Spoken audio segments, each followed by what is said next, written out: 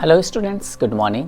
आज हम हमारे बोर्ड एग्ज़ाम्स में या किसी भी तरह के एग्ज़ाम्स में 90% और उससे अबव मार्क्स कैसे पा लें, इस पर चर्चा करेंगे। और यदि आप इस टाइम टेबल को फॉलो कर लेते हैं बच्चों, और करना ही चाहिए क्योंकि बोर्ड एग्ज़ाम्स बहुत करीब है सभी के, ICSE, CBSE, MP बोर्ड या व्हाटएवर बोर्ड, तो आपके 90% और उससे अधिक मार्क्स तो आ रहे हैं। चलिए समय न गवाएं, जल्दी बात करते हैं। कहते हैं, if you want to achieve something you must give your time to hard work.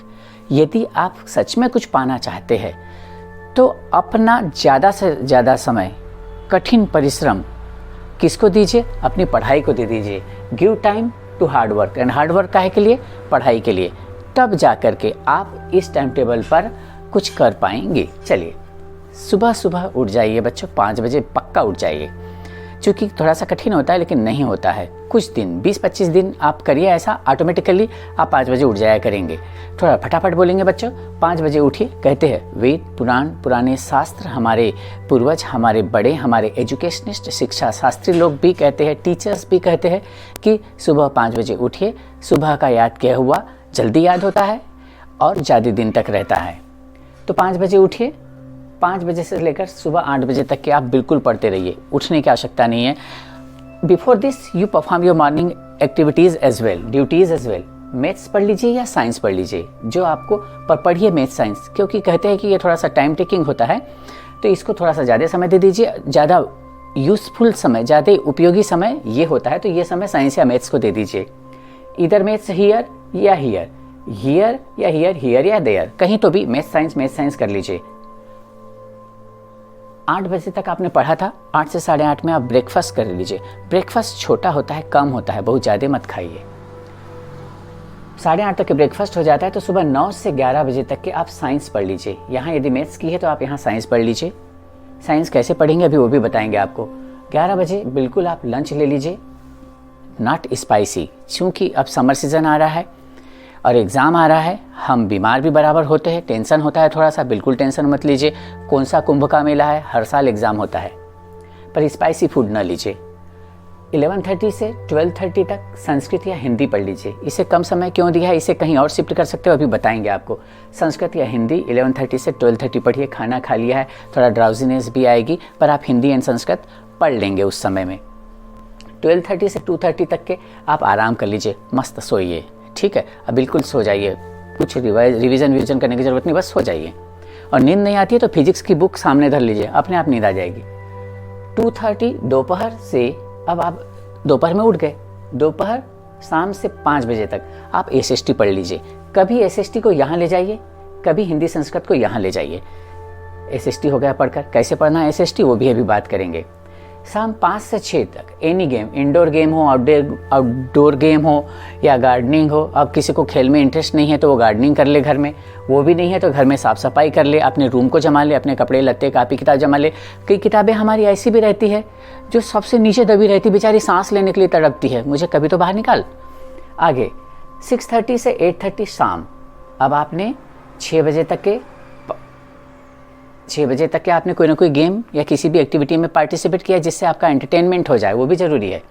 6:30 से 8:30 शाम आप इंग्लिश पढ़ लीजिए। इंग्लिश कैसे पढ़नी, again I will tell you. रात 8:30 से 9 बजे तक के आप खाना खा ही लीजिए।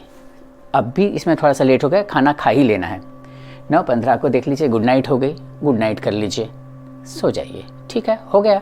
इतना आसान तो है पढ़ना, पढ़ के हो गया आपका। अब आइए चलिए कैसे पढ़ना है ये देखिए। Strategies this should be followed by each and every students. NCERT वाले हैं आप तो NCERT, CBSE वाले हैं आप तो CBSE, और एनी बोर्ड है तो दैट बोर्ड। अपने बोर्ड की किताबें पढ़े, किसी और के सिलेबस को टच करने की आवश्यकता बिल्कुल नहीं है। यदि आप NCERT के स्टूडेंट्स हैं तो चाहे सोशल साइंस हो या साइंस हो या हिंदी हो या इंग्लिश हो, बिल्कुल पूरी की पूरी पढ़ डालिए। गो थ्रू द बुक्स ऐसा कहते हैं सारे लोग, है ना। सारे चैप्टर्स अच्छे से पढ़ लीजिए, सिलेबस पर स्टिक रहिए, इधर उधर ना भटकिए। प्रीवियस ईयर क्वेश्चन पेपर्स कहाँ से मिलेंगे, बड़ी भारी दूर नहीं जाना पड़ता, आजकल मार्केट में सब अवेलेबल है।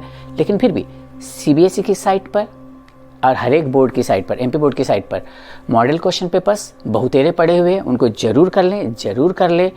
वो आपको गाइड करेंगे कि कैसा पेपर आने वाला है। प्रैक्टिस करें। अब किताबें है, प्रीवियस ईयर क्वेश्चन पेपर है, तो उसे प्रैक्टिस करें। कोई दिन ऐसा भी निकाल लीजिए बीच में कि आप एग्ज़ाम जैसा अपियर होकर देख लीजिए। एक ऐसा मॉडल पेपर प्रिंट आउट करवा के ले आइए जो उसको बिल्कुल मत देखिए, और उसकी प्रैक्टिस 3 घंटे तक करके देखिए, और उसी टाइम में करके देखिए जब आपका टाइम टेबल में एग्ज़ाम टाइम दे रखा है कि जैसे भाई 9 से 12, नॉर्मली 9 से 12 या 10 से 2, इस तरह से टाइम टेबल होता है, वैसे ही प्रैक्टिस करिए। हैंड राइटिंग, चाहे कोई भी एग्ज़ाम लिख रहे हो, हिंदी का, इंग्लिश का, साइंस का, सोशल साइंस का, मैथ्स का, हैंड राइटिंग एकदम फर्स्ट क्लास होनी चाहिए। इधर मार्जिन तो छोटी छोटी है, इधर भी थोड़ी सी मार्जिन छोड़ दीजिए। ईच आंसर कंप्लीट होने के बाद एक लाइन छोड़े, बाद में उसे आप बंद कर दीजिए, लाइन छुट्टी न रहने दीजिए, खाली बंद कर दीजिए। क्वेश्चन हो सके तो सीरियली कर लीजिए, नहीं हुआ है तो फिर वो आप देख लीजिए, हो सके तो सीरियली करिए, नहीं तो छोड़ दीजिए, जैसा करना वैसा कर लीजिए, ठीक। परंतु हैंड राइटिंग बहुत सुंदर होनी चाहिए। आंसर सही है तो सही है, गलत है तो भी सुंदर हैंड राइटिंग लिखिए। अच्छी हैंड राइटिंग से ही हम चेक करने वाले या जो भी चेक करता है बंदा खुश हो जाता है, अच्छे मार्क्स मिलते हैं। मैथ वर्क, जब आप सोशल साइंस पढ़ रहे होते हैं तब भी आपके सामने आपके टेबल पर छोटे वाले वो 1 रुपये वाले मैप भी होने चाहिए, और बड़ा सा मैप भी होना चाहिए, और वो मैग्नीफाइंग ग्लास भी होने चाहिए, जिससे कि आप मैप में देख ले कहाँ है चंबल डैम, कहाँ है राजा सांसी एयरपोर्ट, वो सब भी देखने के लिए वो होना चाहिए। मैप जरूर होना चाहिए। जब हम विजुअलाइज करिए, बोलते हैं इमेजिन करिए, कल्पना करिए, बाबर की सेना वो अफगानिस्तान से चलकर पाकिस्तान और पाकिस्तान से चलकर जब अंदर की ओर आती है तो वहाँ सिंधु नदी के किनारे पर जयचंद मिलता है। इमेजिन करिए कि वहाँ जयचंद पहुँच गया है, और वो मैप में ऐसा उसे चलाइए भी, तब जा कर के सोशल साइंस जल्दी से याद होती है, आप यदि हिस्ट्री पढ़ रहे हैं उस दौरान, ठीक है। ड्राइंग या डायग्राम, साइंस में ही ज़्यादा डायग्राम बनाने के लिए आते हैं। पेटल्स, सेपल्स जो भी है, तो उसमें एक पेटल्स इधर लिख दिया, फिर सेपल्स इधर लिख दीजिए, तो स्टिग्मा इधर लिख दिया, ऐसा ना करिए। लाइन खींचते चलिए पेंसिल से, और एक साइड में सारे के सारे नाम लिखते चलिए, वो आपका डायग्राम गंदा नहीं होने देता है, आपका डायग्राम सुंदर सा बना हुआ होता है। कोशिश बनते, मैं तो ऐसा ही करता था, तुम डायग्राम पूछे या ना पूछो, हम तो आंसर लिखने के बाद डायग्राम जरूर बना देंगे। आप करो ना करो, ये आपकी मर्जी है। प्रैक्टिस यहाँ पर भी बोल दिया, यहाँ पर भी बोल दिया, पर कैसी प्रैक्टिस? पहले 5 नंबर वाला क्वेश्चन याद करो। 5 नंबर वाला, पहले आपने लेसन पूरा पढ़ लिया, अब आपके पास कोई ना कोई एनसीईआरटी बुक के साथ ही साथ यहाँ पर रेफरेंस बुक में लिखना भूल गया, एक एटलीस्ट 1 रेफरेंस बुक होनी चाहिए। 1 रेफरेंस बुक होनी चाहिए, चाहे तो आप ऑल इन वन ले लो, टुगेदर विद ले लो, I am not promoting them, या ओसवाल की ले लीजिए, या माइंड मैप वाली कोई बुक ले लीजिए, या जिस भी पब्लिकेशन की एक रेफरेंस बुक होनी चाहिए। एग्जाम आइडिया ले लीजिए, आप जो ले सकते हैं। इसके बाद जब आप प्रैक्टिस करने जाते हैं, तो जब आपने एनसीईआरटी की बुक पढ़ ली, प्रैक्टिस करने जा रहे हैं, आप याद करने की भी प्रैक्टिस करेंगे, तो उस दौरान क्या करिए, कोई रेफरेंस बुक भी अपने साथ में रख लीजिए, पर एनसीईआरटी की बुक पहले खत्म कर लीजिए। 5 नंबर वाला क्वेश्चन याद करिए। कोशिश बनते जो किसी साल में पहले पूछे गए उनको पहले रट लो, समझ कर रट लो, ठीक है। लिख कर देखो, जितना लिख कर देखेंगे आप उतना ही अच्छा होगा। मैथ्स में फार्मूले आपके सामने रखे हुए हैं, ठीक है। मैथ्स भी कर करके देखने वाली चीज़ है, मुझे आती है, ठीक है, एग्जाम के दिन सपाचट हो जाता है, जब तक कि आप उसकी बार बार प्रैक्टिस नहीं करेंगे। अंत में ये भी बोलने वाला हूँ मैं कि 3 बार रिवीजन हो जाना चाहिए आपका एग्जाम से पहले, देखते हैं कैसे होता है। तो कर रहे थे हम प्रैक्टिस। 5 मार्क्स वाला क्वेश्चन पहले कर लीजिए। यदि मैं सोशल साइंस की बात करूं, या साइंस की बात कर लूं, या हिंदी की बात कर लूं, तो 5 नंबर वाला क्वेश्चन पहले याद कर लीजिए। 5 नंबर वाले में ही 3 नंबर वाला क्वेश्चन, 2 नंबर वाला क्वेश्चन भी समाहित होता है। कभी कभी वही क्वेश्चन 3 मार्क्स में भी आता है, वही क्वेश्चन 2 मार्क्स में भी आता है। 1 मार्क्स वाला क्वेश्चन आप जो ही लेसन पढ़ते हैं अंडरलाइन करते चलिए लेसन को, ठीक है। अब वहाँ से 1 मार्क्स क्वेश्चन खास दिख जाता है। टिस्को का फुल फॉर्म कहाँ है, तो Tata iron and steel company किस नदी के किनारे बसी है, सब अंडरलाइन ऐसे करते चलिए, ठीक है।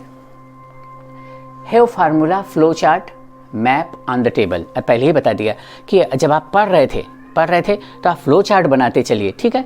एक कॉपी में अलग से फ्लो चार्ट बनाते रहिए, क्योंकि एग्जाम के दिन फ्लो चार्ट से रिवीजन करो। फाइनल डे पर फ्लो चार्ट से रिवीजन कर लो, आपके दिमाग में फ्लो चार्ट के आगे पीछे की बात ऑटोमेटिकली आते रहती है। पूरी की पूरी किताब, पूरे के पूरे रेफरेंस बुक नहीं पढ़ पाएंगे उस दिन आप। मैप अपने सामने रखिए, सारे फार्मूले आपके टेबल पर सामने इधर उधर चिपके रहने चाहिए, ताकि आप बराबर से इधर उधर ध्यान आपका ना भटके। जैसे ध्यान भटके उनको देखने चलिए खाली समय में। सोशल मीडिया, लाल से लिखा है दोस्तों, भाई और बहनों, सोशल मीडिया सबसे बड़ा दुश्मन है इन दिनों आपके लिए।